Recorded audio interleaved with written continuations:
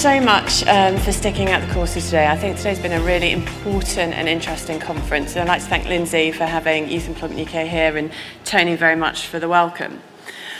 Being well aware that I was the last slot of the day, and I know that Lindsay and I share one thing in common. We share lots of things in common, actually. Gin's another, I think, Lindsay. I never go to a conference and don't talk about gin, which is usually why I'm on at the end of the day, because it's not appropriate at 9 o'clock. But Lindsay and I share one thing in common, and that is that we feel that whenever we're delivering conferences, that the outcome should always be something really tangible and useful for the delegates. You know, today has been such a hotbed of topics around diversity and inclusion, and it is really important, because we have so many issues still in the UK with these issues, that we don't all just go away going, do you know what, that was interesting, I've learned something. What we have to make sure we do is go away and take action, because actually, if we don't go away and take action, and we have a responsibility as delegates in this room to do so, but if we don't, guess what, we'll be here next year with the same issues, talking about the same things. So I'm very much a practical human. I'm very much about giving people tangible assets to go and do something. I'm a bit of a problem solver in that regard. So actually this last bit of the presentation is my gift to you in this conference. Tomorrow, Youth Employment UK and partners are launching a national mark for all employers in the country who support young people. And it's going to be launched tomorrow as it's part of National Employability Day. But I think what and what I'm going to show you just fits so well in with the themes and the practicalities of how do you ensure your policies and your procedures are encouraging young people of all different minorities and backgrounds to come into your employment. And this is actually going to be a really tangible tool for organisations to check their policies and procedures against the practical best practice of diversity and inclusion and make sure that as an employer you're meeting those requirements. So I felt that it was important, particularly finishing at the end of such a busy conference where you've had so much data and information, that we give you something that actually allows you to just go ahead and do that and to become recognised for being an organisation that's making a difference and creating opportunities. Now, of course, I understand that today we've talked about lots of different diversity issues, and it's not just about youth employment. We champion employment and fair opportunities for every single group of young people. Sorry, see, look, I'm driven to the youth agenda, but we do generally champion all opportunities for all people. But our expertise is very much embedded in the youth. So who are we, for those of you that don't know me very well yet? So Youth Employment UK is a membership organisation with the sole purpose of tackling youth unemployment. For those of you in the room that have been around for a few years now, we know that youth unemployment has been a major issue in the UK, not just since the recession, but actually the numbers of youth unemployment started to rise back in 2005. It's a very complex subject, and actually as an organisation that specialises in policy and has expertise across the whole piece of youth employment, we look at things like mental health, we look at challenges around social mobility, we're looking at education to employment transitions, we look at disabilities of young people, we look at the big catch-22 of how entry-level roles, many of which require work experience, and a young person looking for an entry-level role has generally got no work experience. There are a raft of social challenges around youth employment. And the numbers of young people moving from education into employment stay fairly stagnant. Young people as a group are 3 times more likely to be unemployed than any other group. So youth employment is hugely important. We also have issues in that age group, particularly with underemployment, where we have large numbers of graduates in low-skilled, low-entry job roles, which creates a bottleneck for the employment market for those young people without qualifications who then really struggle to move on. So it's been a tough challenge for this country, and one I don't think that we're really addressing as well as what we could do.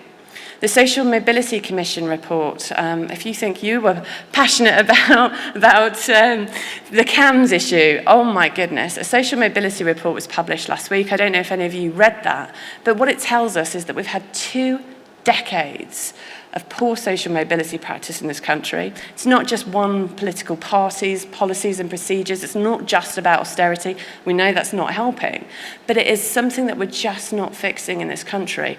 Our young people who don't have those opportunities to experience work, to have good networks around them, to go to good schools, continue to really struggle to move into long-term, sustainable, quality employment. How can it possibly be that we actually have nearly 1.3 million young people, according to Impetus PEF, hidden from the labour market, unemployed, underemployed, and not claiming job seeker support or benefit services for a myriad of reasons? How is it that we are not, as communities, and we talk a lot about communities, making sure that every single one of our children can progress? I feel very, as you will tell, very passionate about all of our children. I too am a mum. I've got a 12-year-old and a 9-year-old, and we've got one of our young ambassadors here with us today. We try to give as many young people opportunities as we possibly can. And I know, really, that my kids are going to be okay. My son thinks he wants to go into the police force or something like that. And recently at school, he's just picked his GCSEs. And you could feel the total stress around that selection of GCSEs and what that's going to mean and the impacts. And I kind of said to him at the end of it, do you know what? Pick the subjects you like. Let's get you through school, enjoying every moment. I want you to be an active, engaged learner. I want you to try your best, do your best, and the rest will fall into place as it does. Now, as part of his GCSE option process, he was invited to apply for the Army Cadets, which was a real big sell for him because he's thinking about being in the police or something else like that. And he gets Wednesday afternoons off school. So we practiced. He had to go for an interview, and we practiced the night before his interview. Now, I'm a careers expert. I'm a youth employment activist. I thought, you know what, we'll make sure that you've got the tools so you secure your interview. You know, I can't have my child fail at interview. It just won't work. So we sat down in the garden and I said, right, Matthew, what they might ask you, let's practice, and let's practice what your answers are. So I'm going to pretend to be the drill sergeant. I assumed that might be some level of person that might interview him. I'm going to pretend to be the drill sergeant. So tell me, Matthew, what do you do outside of school that will make you good for being in the cadets, I asked him. And he said, I play rugby, which makes me tough. So if I get shot, I won't cry. Now, luckily for Matthew has me as his parent who's neurotic about youth unemployment. I went, whoa, I love where you're going with this. I think rugby is brilliant as an example. But instead of thinking about being shot, let's think about your leadership skills and your team working skills. And we had the opportunity to have a brilliant conversation about the skills that he is learning in his social environments and how that will best play itself in an interview with, in this case, obviously, a voluntary service. But potentially that will stick with him, she hopes, for future employment opportunities. How many of our kids do you think have that sort of support at home? Now, that's the right of my children, to have access to me and to a dad that's great and able to give them those helping hands. But for other children in high areas of deprivation, other children coming out of second and third generation of workless homes, don't get that support. They're not getting the mentoring. They don't get to access the Duke of Edinburgh and the range and depth of opportunities that we want all children to have. And so Youth Employment UK was born out of wanting every child. Why is our careers education a postcode lottery? Why is it that we've dictated that all children should do an EBAC when we can't guarantee that we've got good French teachers? So actually, there and there, we're guaranteeing our children to fail unless they're linguists. There are so many challenges that we put up in front of our children through the very early years of their schooling, through the very later years of their education choices, post-16 choices. We're about to hit major, major reform. And I can bet your bottom dollar there's not too many secondary schools that understand what's going to hit us at post-16. So how are they preparing those children for the choices that are ahead of them, the technical levels, the apprenticeships, or the academic pathways? Our schools are not equipped to provide that type of information and service, and if they are, it's not universally available to every single child in this country.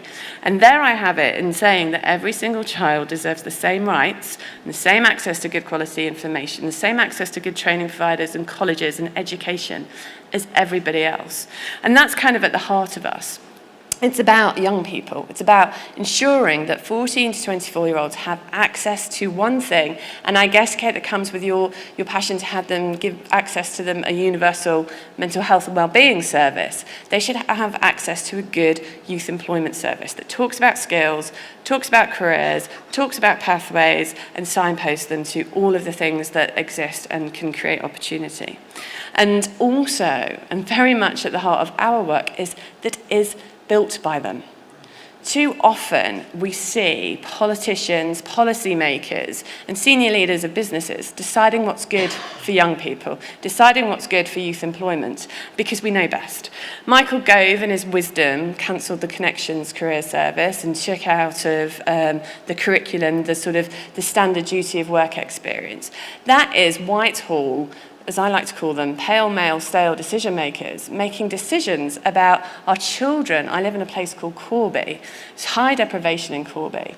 Those kids need work experience. Those kids need connections. Those kids need services. And yet decisions are being made because I tell you what, I met Michael Gove once. I don't think he knows what it's like to be a 16-year-old in Corby. I don't think he's spoken to a 16-year-old in Corby. I think every politician should have to speak to a 16-year-old in Corby if they are making decisions that impact and affect those very young people.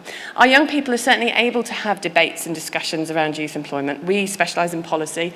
We have 15,000 young members who are part of our membership. And they really understand when I talk about connection services being cut. They get it. They can have a debate about that. They really understand when I talk about apprenticeships losing their qualifications. They can have a debate about that. These services are for young people. Young people should be at the heart of them, and that's very much everything that we do is youth-led and youth-driven. That part of our work is so critical and actually has allowed us as an organisation to become the secretariat for the All-Party Parliamentary Group for Youth Employment. We work very closely with that group, making sure that young people are in Parliament once a month, talking to politicians about all the issues that affect them in moving from school into employment. We work with DWP extremely closely. We work with the Department for Education, we work with DCMS, and we've just started working with the Cabinet Office because we're one of the only organisations in this youth employment space that goes, but have you spoken to a young person lately? Let's have a look at that before we write that policy in stone, and it's really important. So that's just a little bit about who we are. As I say, we founded up to tackle youth unemployment, and this is one of the things that we're doing. The Talent Match Mark launches, as I've said, tomorrow, and it's launched in response to the fact that we know employers are giving really great opportunities to young people. To say that that's not happening would be untrue. Things and initiatives right across the country, like the Careers and Enterprise Company, Movement to Work, lots and lots of different initiatives have really invigorated our employers. And not least, as Stephen from Centre has said, they also know these employers that they're going to have major skill gaps. So actually, they're the head of the game when it comes to trying to engage and encourage young people to come into their sectors.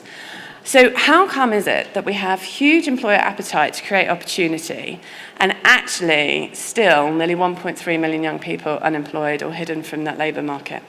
It's because the disconnect in the middle. Young people still struggle, and they tell us this. They're struggling to find the opportunities. Young people who are applying for jobs find themselves in that catch-22 of being rejected because their CV is not very good, but they don't get feedback. They're not meeting the experience criteria for level entry roles, and so on and so forth. Or they just can't find where those really open and great opportunities are. So in part, the Talent Match Mark will help employers to be recognised and celebrated for the work that they are doing, but also will help our young people, our growing sway of young people working within our network to find the youth-friendly employers in their towns, in their cities, across the nation. So who is involved? How big has this gone?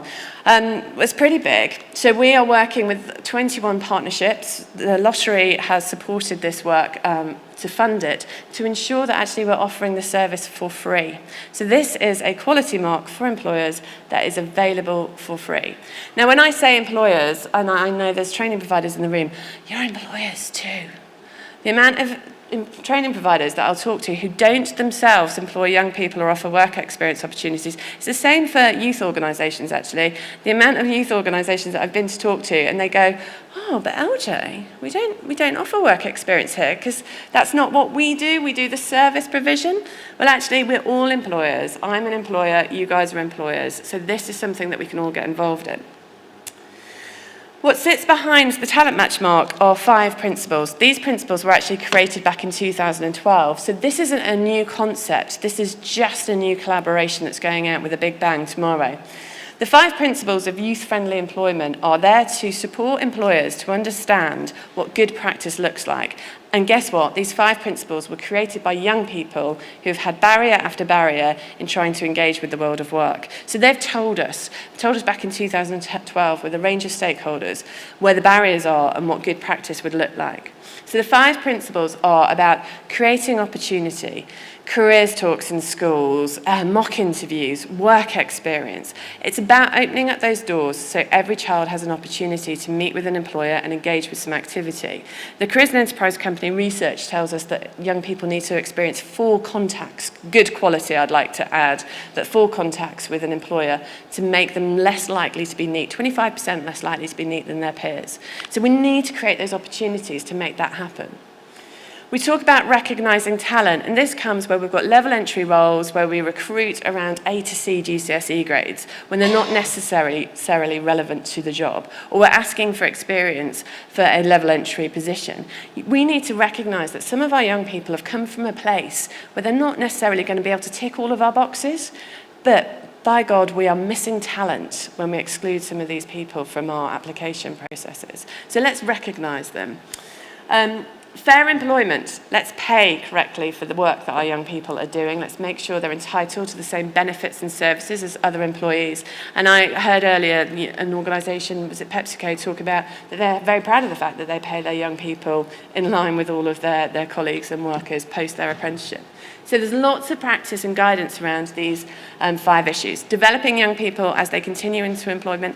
And actually, how many of you have checked your recruitment process with young people who go through the recruitment process to ensure that it's friendly to them and it's accessible to all young people? So we teach our organisation members about Youth Voice, but these are the 5 principles that underpin the talent match mark. And why? By being recognised as a talent match mark holder, you will be seen as an organisation that's creating opportunities for young people. And you'll be able to access this national network of organisations helping some of the most niche young people, some of the most hidden. So the Talent Match Partnership that we're working in collaboration with have offices all over the country with thousands of young people who have been 12 months longer hidden from the labour market. And these guys are working directly in supporting those young people into employment. All of our Talent Match mark holders will be able to reach out to those communities of young people and access some really brilliant talent. Youth Employment UK, we have a membership of 15,000 young people, which is growing massively. So all of our holders will be able to engage with our young people. To achieve the mark, we have 4 levels: bronze, silver, gold, and platinum. And what we're asking an employer to do to qualify for just one of the levels, just for bronze, is to offer a work experience opportunity, offer a careers activity engagement in a school, or offer some form of some form of employment. If you guys are doing one of those 3 things, you'll qualify for bronze. If you're doing 2, you'll qualify for silver. 3, you'll qualify for gold. There then is a 4th level where there is a charge, because the charge brings in an on-site assessment where we come in and really unpick your policies and procedures to see how youth-friendly they are against an accredited framework. Goldsmith University have endorsed that framework to make sure that it's quality and sustainable. So they're the 4 levels, and actually it's an easy online application form for you guys to be able to start showing how youth-friendly you really are. But it's also something as training providers and awarding organisations organisations that you can put into your own support services that's where you're working with employers, and encourage them to get recognised for the work that they are doing. The national employers are supporting this tomorrow. British Gas were the first organisation in the country to get the platinum mark. These guys do diversity and inclusion really, really well. So many brilliant opportunities for us to case study and showcase their work through the mark. And as I say, launch day tomorrow. So watch out. You can follow this tomorrow as it unpicks on through our website. You can email me if you want to be ahead of the game. Organisations here today, if you email us and tell us that you want to fill in your application, we will make sure you get recognised as part of the launch tomorrow. So as we're talking about British Gas, we will name check every single organisation that submits an application to us tomorrow. So hopefully that's a bit of a gift and an activity for you to take away, and know that you've done some good work post-conference. And I'll hand over to Tony. Oh, I'm staying. Thank you.